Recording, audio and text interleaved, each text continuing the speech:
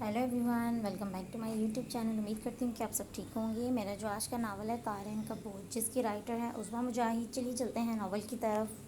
वो जो कुछ देर पहले हवेली के बाकी मकीनों के साथ थाने पहुंची थी, हैरान रह गई। वकील साहब, इंस्पेक्टर ने शायद वकील को बुलाया था। ज़रमीना शाह की नज़रें बेसाख्ता आने वाले की तरफ उठी थी, जहां फैज़ान बिल्कुल प्रोफेशनल अंदाज में हाथों में डॉक्यूमेंट्स लिए अंदर आया था। सर, ये इनके किबल अज़ वक्त गिरफ्तारी की ज़मानत के कागजात। फैज़ान ने कुछ कागजात इंस्पेक्टर के सामने रखे तो इसने खफीफ सा इशारा करते साथ इन्हें ले जाने का इशारा किया था। फैज़ान मुतमईन और उफ़क़ और ज़रमीना शाह को लिए गाड़ी की तरफ बढ़ गया था। अब्दुल बारी ने एक सुलगती निगाह इन सब पे डाली, जहां वो खुद को चादर से छुपाए फैज़ान के साथ जा रही थी। वो सुलगते हुए इंस्पेक्टर के सर पर पहुंचा था। देखें सर, इनके पास दायर केस की डिग्री और बाकायदा जज के फैसला मंसलिक था। ये सरासर कानूनी चारजोई के साथ हुआ, हम इसमें कुछ नहीं कर सकते। अब्दुल बारी के वकील ने भी उसे समझाया था।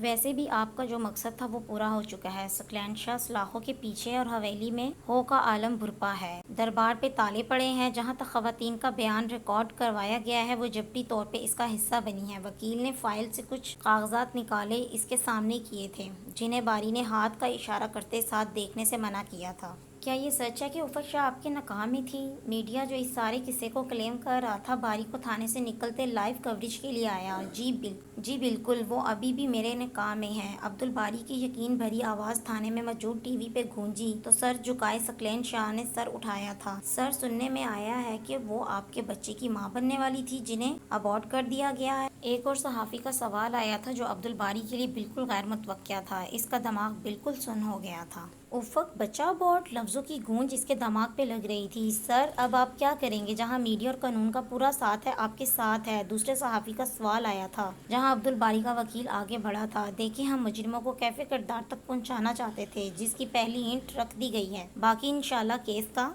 जो फैसला होगा फिर ही इस पे बात होगी। वकील ने पहलू बचाते जवाब दिया था। सर बारी सर, मीडिया वाले उसे घेर रहे थे, जबकि वो इनसे दामन बचाता अपनी गाड़ी की तरफ बढ़ा था। Sir, last questions please. ज़रमीना Shah का ताल्लुक आपके चचा बैरिस्टर फैज़ान से बनाया जा रहा है। इस रिश्ते में कितनी सदाकत है? सर, क्या वो वाकई इनकी बेल करवाने के लिए गए हैं? एक सहाफ़ी ने इसकी गाड़ी के शीशे को बचाते सवाल किया था। अब्दुल बारी ने बिना किसी जवाब को दिए गाड़ी बढ़ा। आपके बच्चे की माँ बनने वाली थी। बच्चा अबॉर्ट? ज़रमीना शाह का ताल्लुक बैरिस्टर फैज़ान से? जुमलों की तकरार थी जो इसका जहन माफ कर रही थी। नहीं उफ़क़ शाह, तुम ऐसे नहीं कर सकती, तुम हमारे बच्चे को। वो इन गिनत सोचों में उलझा सामने से आती हाई स्पीड गाड़ी को नहीं देख पाया था। जब अपना बचाव करने के चक्कर में वो गाड़ी टर्न करके बेकाबू होते सामने हाई स्पीड ब्रेकर से टकराया था। गाड़ी बेतवाज़ुन होती कलाबाजी खा गई थी। जहाँ दर्द शिद्दत की सी तड़प उठा, इसे अपनी मौत सामने नजर आ रही थी। अल्लाह, दुनिया को तहस नहस करने पे तुले शख्स से कितने अरसे बाद इस मुश्किल कशा का नाम लिखा था, जिसने गफलत से गुनाहों में डूबे शख्स को भी लब्बैक बोलते इसकी हिफाजत कर ली थी, क्योंकि वो अपने बंदे को नहीं भूलता, चाहे इसका बंदा जितना भुलाए रखे। बंद करो ये जज, झूठ बोल रहा है ये शख्स। मेरी उफ़क़ पर पाक है। सकलैन शाह की आवाज़ों पे सारा अमला इकट्ठा हुआ था, जबकि साथी कैदी भी इसकी हालत देखते परेशान हो उठे। नहीं उफ़क़, वो ज़ारों के तार ज़मीन पर बैठा रो रहा था। जी बिस्मिल्लाह सैयद साहब, बखैर आफियत। ये फ़राइज़ा भी पूरा हो गया, मुबारक हो आपको। रोटी खिलाऊं? फिर मेहमान इंतज़ार कर रहे होंगे। दुल्हन बेटी को इसके कमरे तक पहुंचा दिया ना? हाँ अम्मा, माशाअल्लाह, बहुत खुश है हमारे फैसले से। वक्त की धूल सकलैन शाह की सांस में भर रही थी। सैयद बख्त भरी और अम्मा की आवाज़ें उसे अभी कल की बात लग रही थी, जब उन्होंने उफ़क़ का निकाह कुरान से करवा दिया था। कुछ दिन बाद उन्होंने इसकी बीमारी की खबर सुनी थी, लेकिन अब के हकीकत के नाग फिन फुलाए इन्हें डसने को तैयार बैठे थे। सकलैन शाह का तनफस तेज हो रहा था, जहां वो दिल पे हाथ रखे मंद हम हुई इमारत की तरह गिरे थे। अल्लाह, एक दर्द में डूबी पुकार थी। ऊंचे सिंहासन पर बैठे शख्स ने दुनिया का पैराहन ओढ़े कई बार अल्लाह का नाम लिया था, लेकिन अब देर हो गई थी। इसका करोफर इस वक्त टूटा जब खुदा ने अपनी रहमत की दराज रस्सी खींचते उसे मुंह के बल गिराया था। थाने में एक हड़बंग मची थी, जहाँ मंद हम हुई इमारत को उठाने के लिए इंतजामात किए जा रहे थे। जहां हॉस्पिटल कराची में इस वक्त 2 इमरजेंसी केस लाए गए थे, जहां 50 साल सकलैन शाह और 21 साल अब्दुल बारी को एक साथ ICU में ले जाया जा रहा था। इस वक्त तक कोई इनके वर्सान में से ना था। हॉस्पिटल लाते साथ भी ऑपरेशन थिएटर की सुर्ख बत्ती जला दी गई थी। دورے مزار پہ بیٹھا فقیر اپنی دفلی بجاتے بابا بلے شاہ کی کافی گنگنا رہا تھا۔ بھلیا کی جانا میں کون، نہ میں مومن وچ مسیتا، نہ میں وچ کفر دیاں ریتا، نہ میں پاکاں وچ پلیتا، نہ میں موسیٰ نہ فرعون۔ بھلیا کی جانا میں کون، نہ میں وچ پلیتی پاکی، نہ میں وچ شادی غمناکی، نہ میں آبی نہ میں خاکی، نہ میں آتش نہ میں پون۔ بھلیا کی جانا میں کون، نہ میں بھید مذہب دا پایا، نہ میں آدم ہوا جایا، نہ کچھ اپنا نام دہرایا، نہ وچ مٹھن نہ وچ بھون۔ بھلیا کی جانا میں کون، اول آخر آپ نو جانا، نہ کوئی دوجا ہور پچھانا، متھو ود نہ کوئی نہ سیانا۔ بھلیا او کھڑا ہے کون، بھلیا کی جانا میں کون۔ حسرت کچھ اور، وقت التجا کچھ اور، کون جی پاتا ہے اپنے مطابق زندگی یہاں۔ عبدالباری کسی کی پرسکون آواز سے گہری کھائیوں سے کھینچ لائی تھی۔ بمشکل آنکھیں کھولی تھی جہاں وہ سفید داڑھی والے شفیق بزرگ مسکراتے ہوئے اسے دیکھ رہے تھے۔ آپ، اس نے ایک لفظ بولا تھا جب سر سے اٹھتی ٹیسوں نے اسے بحال کر دیا تھا اور اس کے لب پھر سے سل گئے۔ نئی زندگی مبارک ہو بیٹا۔ وہ مرشد سائیں تھے جو مسجد کی چوکھٹ سے اسے مسجد لے جانے پہ نظر آتے تھے۔ کیا وہ مجھے معاف کر دے گا؟ ایک مایوس نگاہ چھت پہ ٹکائے وہ بولا تھا۔ وہ معاف کرنے والی ذات ہے، ایک بار اس کے پاس جا کے تو دیکھو۔ انتہائی پرشفقت انداز میں اس کے سر پہ اپنی نرم انگلیاں پھیرتے کہا تھا، آپ میری سفارش کر دینا۔ وہ کسی کی سفارش نہیں مانتا، وہ کہتا ہے میں الرحمن ہوں، میری رحمتوں سے مایوس نہ ہونا۔ وہ کہتا ہے میں رحیم ہوں، اپنے بندے کی ہر خطا معاف کرنے والا ہوں۔ وہ المالک دو جہاں ہے، تمہارے سیاہ سفید کا مالک۔ وہ الباری ہے، تمہارے نام جیسا بہت پیارا۔ وہ تو بری الزما ہے، اپنے فیصلوں میں تمہاری سوچیں تک اس کی کن کی منتظر ہیں، اور معافی بھی وہ تو اپنی کن فیکن سے فرمائی گئی تخلیق سے بہت محبت کرتا ہے۔ میرے بچے، یہ تو انسان کی غفلت جو اس کے کرن سے منہ موڑے ہوئے ہے۔ مرشد سائیں کا ہاتھ اس کے بال سے ہلا رہا تھا، جس کی بند آنکھوں سے نکلا شرمندگی کا قطرہ اللہ کی بارگاہ میں جاتے اپنے لیے معاف کا طلبگار تھا۔ مرشد سائیں کے چہرے پہ اس کی شرمندگی کے یہ منظر پرکشش مسکراہٹ لیے ہوئے تھے۔ احتساب خود سے ملنے کا عمل اتنا مشکل نہیں ہے عبدالباری، خود کو ڈھونڈ لو، سکون خود بخود مل جائے گا، آگے کی منزل آسان ہوگی۔ خدا کے بندوں کا معاملہ خدا پہ چھوڑ دو، میرے بچے، درگزر کرنا سیکھو۔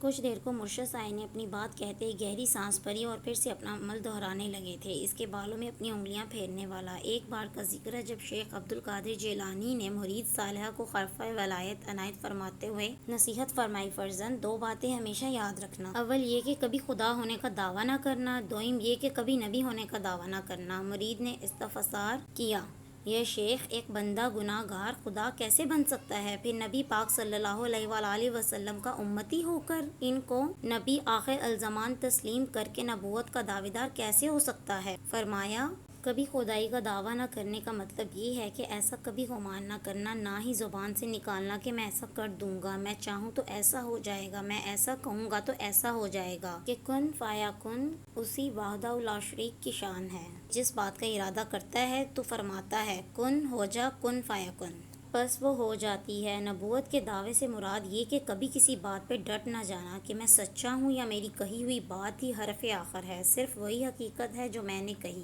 سوچی یا سمجھی ہے، کہ یہ شان صرف نبی پاک صلی اللہ علیہ وآلہ وسلم کی ہے، جو نبی کریم صلی اللہ علیہ وآلہ وسلم کی زبان سے نکلے وہی حق ہے، بے شک وہی سچ ہے، کیونکہ وہ اپنی جانب سے کچھ نہیں کہہ رہا ہوتا، من جانب اللہ وہی الہام یا کشف ہو رہا ہوتا ہے، نبی کی زبان پہ سوائے حقیقت اور سچائی کے کچھ اور نہیں آتا۔ مرشد سائیں کی باتیں اس کے من مندر میں ٹھنڈی پھوار جیسی ثابت ہو رہی تھی، ان کے ہاتھوں کی جنبش سے وہ زندگی کے دردوں سے سکون حاصل کرنے لگا تھا۔ مرشد سائیں نے ایک نظر پرسکون سوتے عبدالباری پہ ڈالی اور اٹھ کھڑے ہوئے تھے۔ اب ان کے قدم ثقلین شاہ کی طرف بڑھ رہے تھے، جس سے ملنے کے لیے وہ آئے تھے، اور ایک بیڈ پہ عبدالباری کا شائبہ ہوا تھا، اس سے ملنے جا پہنچے تھے۔ اگرچہ وہ دربال والی حالت سے بالکل مختلف انداز میں ان کے سامنے تھے، لیکن وہ پھر بھی اسے پہچان گئے تھے۔ ثقلین شاہ پہ پڑی نگاہ تو سورۃ عنکبوت کی ابتدائی آیات ان کے ذہن میں گردش کرنے لگی تھیں۔ کیا لوگ یہ خیال کرتے ہیں کہ وہ اس بات پہ چھوٹ جائیں گے کہ انہوں نے کہا کہ ہم نے ایمان لایا ہے اور ان کو آزمایا نہیں جائے گا؟ عنکبوت۔ بلا شبہ ثقلین شاہ ایک عظیم آزمائش سے گزر رہے تھے، جہاں ان کی ایک سائیڈ مکمل طور پر مفلوج ہو چکی تھی، ساتھ زبان بھی ساتھ نہیں دے پا رہی تھی۔ دو دعا ثقلین شاہ انہیں دیکھتے ہی گویا ہوئے تھے، ابھی بھی وقت ہے ثقلین شاہ، وہ رب کریم بڑا کریم ہے، اس کی بخشش کے خانے میں کوئی کمی نہیں ہے، رجوع کر لو اپنے کی طرف۔ ثقلین شاہ کو یاد آ رہا تھا کہ مرشد سائیں کو وہ جب بھی دوا کا کہتے تھے تو وہ ہمیشہ انہیں رب سے رجوع کا کہتے، لیکن اب کہ شاید بہت دیر ہو گئی تھی۔ ثقلین شاہ کی طبیعت بگڑنے لگی۔ نزا کا یہ عالم تھا کہ زبان پہ کلمہ آنے سے انکاری تھا۔ دونوں بیٹے پیرول پہ رہائی پاتے باپ کے ہمراہ تھے، لیکن بے بس کچھ بھی نہیں کر سکتے تھے۔ زندگی کی ڈور کٹنے والی تھی۔ موت نے نہ ہی گدی نشین ہونے کا لحاظ کیا تھا، نہ ہی کئی سو مربع ایکڑ اور گاؤں کے گاؤں پہ پھیلی زمین کا لحاظ کیا تھا۔ اسے فرق نہیں پڑ رہا تھا جس کے پاؤں میں بیٹھی ہوں وہ اسمبلی کے اعلیٰ عہدے پہ ہے کوئی، کیونکہ اس کے لیے دنیاوی آسائش و محبت معنی نہیں رکھتی تھی۔ مرشد سائیں کو بلوایا گیا تھا، کانوں میں سورہ توبہ کا ورد کروایا گیا، یاسین پڑھوائی گئی۔ نہ جانے کب سے جس کی لبوں پہ قرآن کے الفاظ پھولے تھے، اس کی آخری سانسوں کی امین وہی لفظ آ بنے تھے۔ موت کی سختی کم پڑی اور دنیا پہ کفر ڈھانے والا شخص اپنے خالق حقیقی سے جا ملا۔ میڈیا ایک بار پھر اس چیز کو اٹھا رہا تھا، لیکن جانے والا اپنے پیچھے کئی سوچوں کے دروا کر گیا تھا۔ سیدہ والی حویلی کے سارے بند کواڑ کھول دیے گئے تھے۔ اس سے سختی زندگی نے زندگی بھری سانس لی۔ دنیاوی رسومات نبھائی جا رہی تھی۔ حیرت در حیرت تھی۔ سبطین شاہ اور مستقیم شاہ کی آنکھیں تو نم تھی، لیکن افق شاہ اور زرمینہ شاہ کے ہمراہ آتے فیضان کو دیکھ کر ان کی آنکھوں میں خون نہیں بھرا۔ شاید وہ روایت کی زنجیریں دم توڑنے لگی تھیں۔ 3 مہینے بعد دروازے پہ ہوتی بیل پہ وہ سب کچھ چھوڑ چھاڑ کے تیزی سے باہر کی طرف بھاگی تھی۔ جانتی تھی زرمینہ شاہ تھکی ہاری آئیں گی۔ اس نے بنا پوچھے ہی دروازہ کھولا۔ حیرت کا شدید جھٹکا لگا۔ اس شخص کی اس چوکھٹ میں موجودگی تو وہ خواب میں بھی نہیں سوچ سکتی تھی۔ آپ کے ہاں آنے والے مہمانوں کو اندر نہیں بلایا جاتا کیا؟ مبتسم انداز میں کہتے اس نے دروازے پہ استدادہ افق کو دیکھا تھا۔ عبدالباری کی بات سے اسے پتال سے کھینچ لائی تھی۔ ایک چٹکتی نگاہ اس پہ ڈالتے وہ بنا کچھ کہے اندر کی طرف بڑھ گئی تھی۔ کچھ بھی تو نہیں بدلا تھا۔ اسی گھر میں افق اور عبدالباری نے اپنے اپنے مفادات کی خاطر ہر حد پھلانگی تھی، اور آج قسمت اپنے انوکھے رنگوں کے ساتھ انہیں یہاں لے آئی تھی۔ آپ کے ہاں مہمانوں سے حال احوال پوچھنے کا بھی رواج نہیں ہے؟ مصنوعی حیرت سے کہتے وہ کچن میں آیا تھا۔ افق نے کچھ بھی نہیں کہا تھا اور خاموشی سے کٹنگ کرنے لگی تھی، لیکن حواسوں پہ وہ بری طرح سے سوار ہو چکا تھا۔ اس کے لیے ہاتھ بار بار پھسل جاتا، نتیجتاً ہاتھ پہ کٹ لگا تھا اور اس کی چیخ بلند ہوئی۔ باری جو اس کے سبھی چہرے کو بڑے فرصت سے تک رہا تھا، جس کا احاطہ نماز کے انداز میں دوپٹے نے کیا ہوا تھا، وہ اس کی چیخ پہ سیدھا ہوتے اس کے روبرو پہنچا تھا۔ ہاتھ سے خون بل بل کرتے بہہ رہا تھا۔ ایسی بھی کیا مدہوشی جو لے کے اتنا بڑا کٹ لگوا لیا؟ وہ دبے دبے انداز میں اسے بولا۔ افق یکٹک عبدالباری کو دیکھے جا رہی تھی۔ وہ ہر بات سے ایسے انجان بن رہا تھا جیسے درمیان میں 3-4 مہینوں کا کوئی عرصہ گزرا نہ ہو اور ان کے درمیان انتہائی دوستانہ تعلقات ہوں۔ غصے کی شدید لہر اٹھی تھی اور وہ ہاتھ چھڑاتے اپنے کمرے کی طرف بھاگتے اندر سے لاک کر گئی۔ عبدالباری ندامت بھرے انداز میں اس کا گریز محسوس کر رہا تھا، اس سے پہلے کہ وہ اس کی طرف بڑھتا اور ڈور بیل ہوئی تھی۔ اس نے دروازہ کھولا تو آنے والے کو اسے دیکھتے شدید جھٹکا سا لگا، جیسے اسے دیکھتے افق فریز ہوئی تھی۔ عبدالباری فیضان کی لبوں سے سرگوشی ابھری تھی، جبکہ اسے دیکھتے بت بنی زرمینہ کے وجود میں ہلکی سی جنبش ہوئی تھی۔ وہ انہیں مکمل اگنور کرتے فیضان کے گلے لگا تھا۔ آئی مس یو سو مچ فیضی یار، گھر آپ کے بغیر سونا سونا لگ رہا تھا۔ مما نے کہا آپ کو لے آؤں سو لینے آ گیا، ہلکے پھلکے انداز میں کہتے وہ ان سے بغل گیر تھا۔ زرمینہ نے حسرت بھری نگاہوں سے اپنے جوان بیٹے کو دیکھا جسے ایک بار ہاسپٹل ملنے گئی تھی۔ اس نے رخ موڑ لیا تھا اور آج بھی ان کے وجود کی نفی کر گیا۔ افق زرمینہ اپنا مٹی ہوتا وجود اٹھائے اندر آتے افق کو بلایا، یہ جواب نہ دارا تھا۔ اچانک سے ہی فیضان اور زرمینہ کی نگاہ اس کی طرف اٹھی تو وہ بری طرح بوکھلایا۔ آئی سویئر فیضی مجال ہے جو آپ کی بیوی کی بھتیجی نے میرے سے بات بھی کی ہو؟ وہ گدی نشین مجھے دیکھتے ہی کمرہ نشین ہو گئی۔ عبدالباری کی زبان میں کھجلی ہوئی تھی۔ وہ سب تو اس کے اندازوں پہ حیران تھے۔ جہاں موجود ہر شخص نے باری کی نفرت سہی تھی، اور اب یوں اچانک کایا پلٹ گئی۔ کئی سوال اٹھانے لگی تھی جس کے جواب صرف عبدالباری کے پاس تھے۔ زرمینہ افق کے کمرے کی طرف بڑھ گئی، جس نے ان کی آواز سنتے دروازہ کھول دیا تھا۔ گلابی آنکھیں رونے کی چغلی کھا رہی تھی۔ وہ کیوں آ گیا پھپھو؟ اب کے پھر سے کوئی بساط چال بچھانے؟ افق ان کے گلے لگے بکھری تھی۔ وہ اسے کیا کہتی جنہیں خود ہی نہیں اندازہ ہو رہا تھا کہ یہ عبدالباری کا اصل روپ ہے یا وہ والا جو نفرت کی چنگاریوں میں بھڑکا تھا۔ شاید اس نے اپنا دل بڑا کر لیا ہو۔ زرمینہ کے لہجے میں آنسو حسرت بول رہی تھی۔ کبھی بھی نہیں پھپھو، وہ بھڑکتی ہوئی آگ ہے جس نے سب راکھ کر دیا اپنی نفرت سے۔ آپ اس کے لوٹ آنے کی امید رکھ رہی ہیں؟ افق نے سسکتے ہوئے کہا تھا، کیونکہ سب سے زیادہ اس کی بربریت کا نشانہ وہی بنی تھی۔ تو کیا تم واقعی یہی رہو گے؟ فیضان کو ایک بے چینی نے لپیٹ میں لیا۔ عبدالباری نے ان سب کے بے اعتبار انداز کو اچھے سے ملاحظہ کیے تھے، لیکن اسے اب سب صحیح کرنا تھا۔ فیضان کی بات نے اس نے اس بات میں سر ہلاتے کچن کا رخ کیا جہاں افق کی چھوڑی سبزیاں کٹ کرنے لگا تھا۔ فیضان اس کے پیچھے آئے۔ عبدالباری اس سب کی کوئی ضرورت نہیں ہے، سب اندھیرے جھٹ چکے ہیں، سارے منظر شفاف ہیں، سب اپنے مدار میں اپنے صحیح مرکز پہ آ گئے ہیں، تو پھر اب یوں بس کر دو۔